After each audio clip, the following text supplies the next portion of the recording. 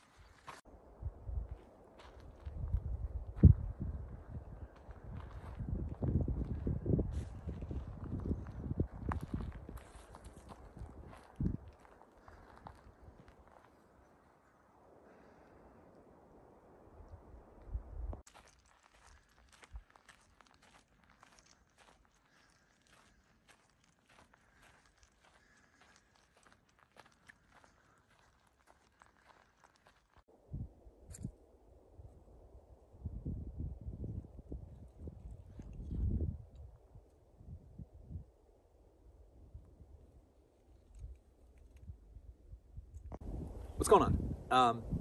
Just finished up what is probably the hardest, well, definitely the hardest hike I've ever done. I think I've said that in a few videos now, but this one definitely takes the cake. All said and done, once I get back to my car, I think it'll be about a little over 13 miles of hiking and about 2,500 feet of gain.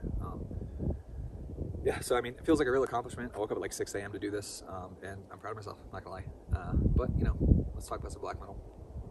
There's two records I really want to review lately. I'm just going to do one because I have more hiking footage for this video, so I'm going to do the review that I anticipate being shorter of the two.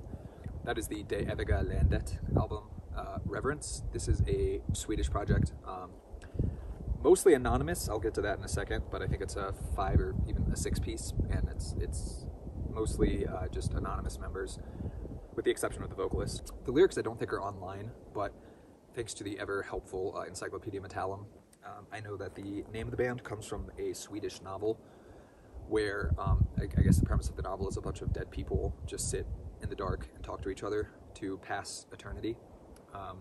Sounds pretty grim, so I imagine the lyrical content is equally grim and sort of existential, maybe nihilistic, I'm not sure, but I mean, I definitely get like a very occult vibe from this record. It's very, I don't know, it's got a mystical quality to it, and you know, that really clicks with me right away on most records. That's the sort of black metal I really love.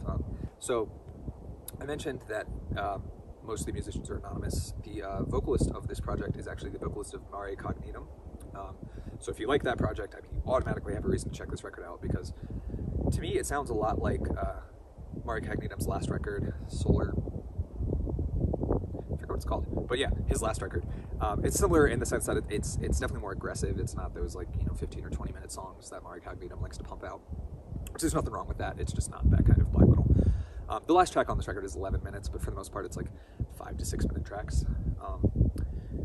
The vocals are, you know, pretty one note, but that's fine because he's a great vocalist and he knows exactly what he's doing. You know, very, very high pitched, very shrieked vocals. They're absolutely drowning in reverb, which I love. That's pretty much my go-to style, is just the Emperor style shrieked reverb vocals. Yeah, and then they just really add a lot of character to this record. Honestly, a big part of what had this click with me right away is the vocals. The vocal performance really just stood out to me. And then, you know, when I learned it was the guy from Mare Cognitum, it made perfect sense The drum work on this record is particularly notable in its... The playing on this record is very restrained, I guess is a good way to put it. There's not a lot of flashy moments. Really nothing, like, even after listening to it 5 times now, I think, there are no moments where I'm like, wow, that was a really amazing drum fill, or like, wow, I've never heard, you know, someone play this pattern before, and, you know, whatever. And I don't mean that as a bad thing, because I think sometimes the mark of a really skilled drummer, and again, I don't know who the drummer is, he may be in other bands, he probably is. Usually when projects like this pop up, it's like really fucking good right out of the gate.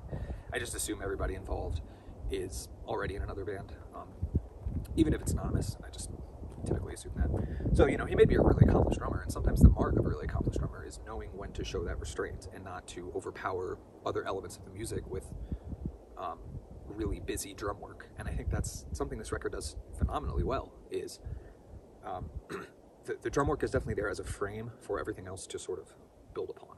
It's the groundwork that lets the structure of the record stand. I don't know if that really makes sense, but I'm gonna stick with it. Yeah, so I mean, it's very impressive to be able to show that restraint when, you know, he's clearly a talented drummer, and it's got a lot of, you know, this record has a lot of moments of blasting and a lot of sort of slower, groovier bits. For the most part, I'd say it's pretty typical musically of black metal.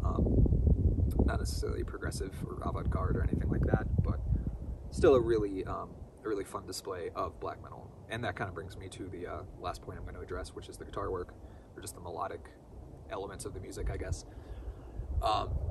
Really murky isn't the right word. What I would say is it's dark. It's got this like swirling dark quality to it, shot through with, you know, with catchy moments of clarity, I guess, because there's like long passages where it's just sort of like a vibe, you know, it's just an atmospheric.